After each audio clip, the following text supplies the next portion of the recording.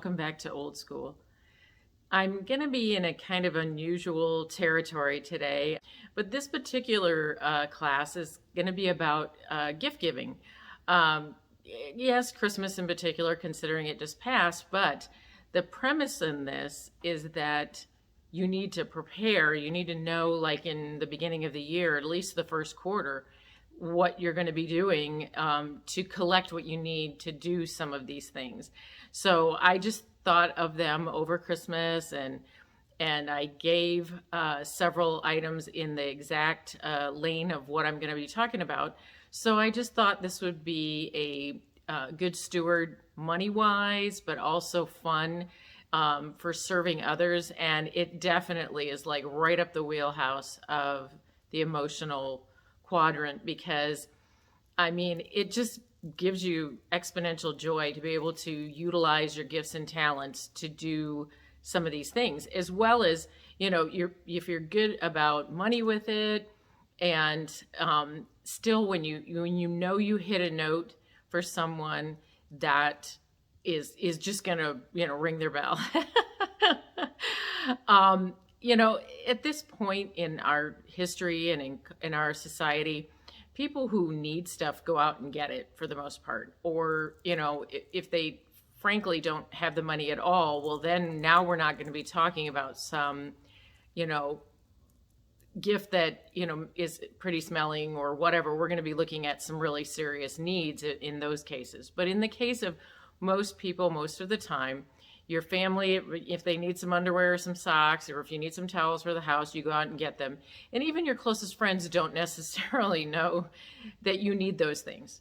What it comes down to when we exchange gifts with friends or people who provide services for us, we're going to get them something fun, something that's more of just something that we happened upon that we love, and we're like, okay, now I want to share this with everybody. And several of the things I do in that regard is I make things. I'm not extremely crafty by any stretch of the imagination, but you all know I love my Fantasy Me team. You know I love a lot of self-care things, and I like to drill down and do my research on what's in them so that, I can not be picky and when I'm going through trying to select what I'm going to use. Well, I thought it was kind of interesting a few years ago that I stumbled upon a couple of sites that let you make your own stuff, where you can buy the base for things and add in for, different beauty products or self-care products or things like that. And that's one of the areas I wanted to cover on the gift giving.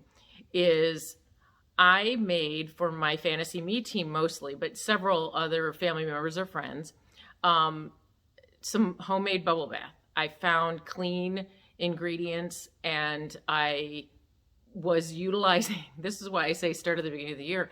I found this beautiful wine bottle. It was a rosé, and it has, I go over it in the video in regard to this, but I just was able to piece together and repurpose some things to create this bubble bath. One of the things, and one of the reasons again that I'm doing this now and releasing this in January is so that people have time over the year to collect what's necessary to do this. So a couple years ago, I took these wine bottles. They're so pretty. They have a glass stopper, and the bottom is shaped like a rose. It's just so pretty. And I took those and I made homemade bubble bath. And mostly what it was was for my Fantasy Me team. I gave everybody one, but there were some other folks that in my life that I just, again, they go out and get what they need. So this was something fun. I got these bags. I had some red velvet bags as well, but I don't have any more of those. And I made on canvas some labels, and so it covered up the wine label. And so that was what I did a couple years ago. I did lavender and almond, and that was so much fun for me. And you can see what I'm talking about in regard to it just being fun. Everyone who received it thought it was awesome. They were like, this is a really cool bubble bath. Not to mention just the overall look of it and what I had been able to repurpose. I did the same last year. I did a face cream. I found a base that was clean, that I liked, and I added in things that were important to me that I knew were good for your skin. Last year was I made my own moisturizer, and these are a supplement that I take, and for your face, it's got the components that generate the hyaluronic acid and the collagen internally. So I attack the situation, any little crinkles from the inside and out. So anyway, I bought the moisturizer base, and it's paraben free, gluten free, sulfate free. I mean, it's got all the good stuff. It's a great base. And then I added hyaluronic acid and frankincense. Frankincense, both for the scent, which if you haven't smelled it as an essential oil, it is just amazing. And really answers to me why gold, frankincense, and myrrh was given to Jesus. Frankincense is not inexpensive, but it is so amazing for your skin, and it has a wonderful, just clean is probably the wrong word, but a really great scent. It's not perfumey, it's not soapy. I mean, it's just a really cool scent if you ever get the opportunity to smell it. So it made a great face moisturizer base, and I painted the little jars gold, kind of going with the gold, frankincense, and myrrh theme. And a friend who does calligraphy, put a cute little name, Gift of the Magi, and I got these really great little boxes. And again, Fantasy Me team, as well as a few folks that are in my world, and that I just thought would like that. So then this coming year, I think what I'm going to do, I found these jars not very expensive, which would have been a great idea for those, but they also, it was a great repurposing of those jars. But anyway, I was thinking that this year I might do a homemade scrub. This is a little small for a body scrub. You'd go through that pretty quickly. So maybe a face scrub, or maybe a pairing, maybe find a bigger jar and repurpose it for a body scrub and a face scrub as a combo. And I'm thinking in the coming years, maybe doing homemade sugar scrubs for your body, or even like a lighter, maybe a sea salt scrub for your face, something fun like that. So you start maybe repurposing containers that you use of something, like maybe a really cool salad dressing bottle. You boil it, the bottles, and get the labels off, or use Gooby Gone or hair dryers, whatever you look up on Etsy or Google, to clean off the bottle and get it where you want it. You can find really inexpensively, cool little different types of materials for sacks, gift bag sacks, or things like that. And online, all kinds of places you can get some custom made with like your name or initials or something on it. I found perfect templates on Canva for my labels for, all of the things I've made homemade. And they're beautiful. And everybody loves the idea that somebody took the time to make something for them, let alone that it was actually a really well thought out item and didn't cost near as much as they would cost in a department store or something, but had really high quality ingredients. So that was fun for me. I feel like that's something, you need to collect as you're going throughout the year, because you don't go through some of these containers, weekly. So that's how I did it. Another gift giving idea, I'm a pastry chef. So obviously anything baked or homemade in that regard is a big hit. But one thing that I found to be fun, I will make dough for particular cookie types that family or friends like. And instead of sending them the baked cookies, which can get old, crumble, and just kind of, be kind of stale if they don't eat them quickly, I send them dough wrapped in parchment and Ziplocs. I freeze it so that it can make the trip. And then they can cut off little discs like you do from the logs at the store and bake up a few cookies whenever they'd like them. So it's really kind of a fun hack. It takes you just a couple minutes to put the dough together and freeze it overnight, and then send it off, and you're good to go. It takes 2 minutes to mix together the dough. And, and then roll and freeze it. Depending on where they live and how far out you wait to send them to them, it could cost a little bit. But it's fun. It's something they like, and it's not about need or want at that point. It's just about yum. It's just a cute idea, and it goes over very well. Trust me. Then another thing, I get those boxes that I had 3 videos about the boxes that I received. FabFitFun. I used to get Birchbox, Stitch Fix, Adore Me, CauseBox, any of them. And some of them you can customize and some you can't. And what can be fun with this is, even if it's something I wouldn't necessarily use, I could utilize it for Christmas giving, sometimes for the white elephant party, or sometimes for somebody who truly likes a particular product or line. They always have some fabulous, like I have the eye cream here. There's a face serum. This scrub, oh my Lanta, it smells amazing. And that is not one I got to pick, and I'm thrilled with just the smell already, and I love body scrubs anyway. Here's a mask. I tend to like all things that support like what I get done for my face. My injector girls love it when I take good care of my skin too. These were a little bizarre. They're a reusable makeup thing. They're like little washable Q-tips. It's interesting. So I'm gonna have some fun with those probably. These little bowls are cute. I'm not sure where I'd go with that. I love the name, Social Studies. This eye palette is definitely my color wheel, so I'm probably cool with that. But I'm just saying that in general, when you get these boxes, if there's something that sometimes isn't necessarily your cup of tea, that it's a great opportunity to regift it. And these are not inexpensive gifts. I mean, and you've paid for the box, so it's not like you're, kind of quote unquote cheating.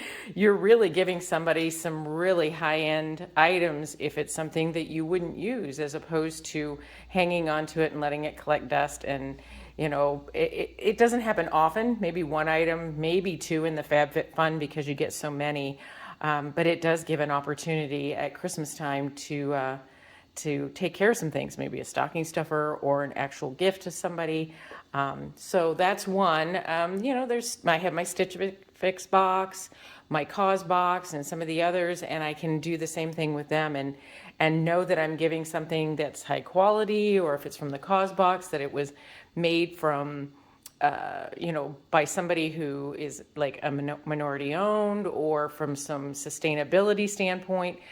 Just some fun you can have with it. So along with the rest of this Christmas giving edition of Old School, this is just my suggestions in regard to like what you can do with some of your box items. It's an awesome way to not let something just sit around your house because it's not going to get used by you, and let somebody else have the joy of getting to use it that actually likes that type of thing.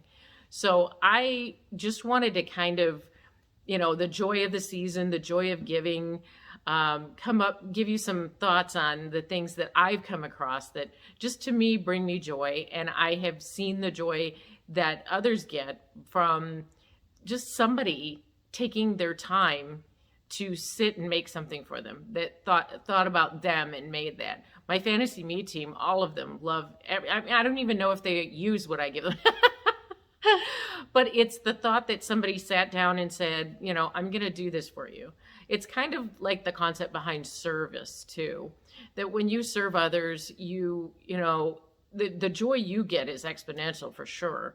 But other people, having someone take time out of their day and thinking of them to do something, even small, is huge for everyone. I know it is for me. Like when I had my daughter and my church got together and they made a meal train to bring us dinners, I wouldn't have cared what they brought me at that point. It was the fact that people were thinking of me and serving in that capacity at church. Tonight, actually, on my way home, a family of my church, I'm on the meal train team, if you will. And I took a dinner, and I didn't make it homemade. I went to Chick-fil-A, which is always a fan favorite. And before I even made it home, the dad had texted me that it was just like a massive hit, that I was the one that brought dinner and this is what I brought. And it was just so wonderful. So that kind of service actually is another idea at Christmas when, people don't have necessarily a need or a want, but something would just bring them encouragement or bring them a little joy or just be a kindness. I think, out of all the love languages that people have, I think everyone has time in their, wheelhouse there is one of their love languages, that we just would like others' time with us. When we sit down and we have our cell phones in front of us and we don't pay attention to each other, we don't engage in conversation. We're raising a couple of generations, I think, that are going to not know how to have a conversation, not know how to go on a date, and just, put the phones away and hold a conversation. And it doesn't have to be deep, earthy, philosophical stuff, but still just a conversation, to try and find out about each other and not wait, you date, get married, and 10 years later, you realize you can't stand each other and you don't know anything about each other. It just time given to somebody, because I think people understand the value of it. You can always go and make more money, but we cannot get back time. So the fact that you slice out some time out of your life to do something for another person is probably one of the best gift giving ideas on this whole video in this whole class. So anyway, just all of this was like coming to me as I was doing these very items, preparing for Christmas and going through the holidays, and thought I would share those with you. They are joy giving, joy bringing, and I think could be something that helps you as a steward and with maybe resolutions as you go throughout this year, where you want to engage with people a little more or in a little different way when it comes to the holidays, or frankly, even for like birthday or other holiday gifts, Mother's Day or whatever, if you're going to give people stuff. It's just a way to engage with them and give them a little piece of you without it having to understand the intimacies of their life to know that they need socks. So anyway, hope you enjoyed this. If you did, click like, click subscribe if you'd like notifications when my next fabulous video comes out for our next class. You can click on that, but if you don't, I understand. And if you want to know anything about the different boxes or where I got some of the things that are in the video, by all means, please engage in the comments. I do love that, and I love to get back with everyone, and just know that anything I'm doing makes sense, matters, is fun even. I know I correct myself. So anyway, I hope you had some really great holidays. I hope your 2023 is off to a great start. And I hope this plants some seeds so that you can just kind of have some fun as you're going throughout this year. And when you see certain things that could help you bring one of these ideas to fruition, it would just be so much fun. And if you do decide to, I'd love it if you came back and told me or even shared what you came up with. It'd be awesome. So thank you for coming to class, and I wish you a happy new year. Class dismissed.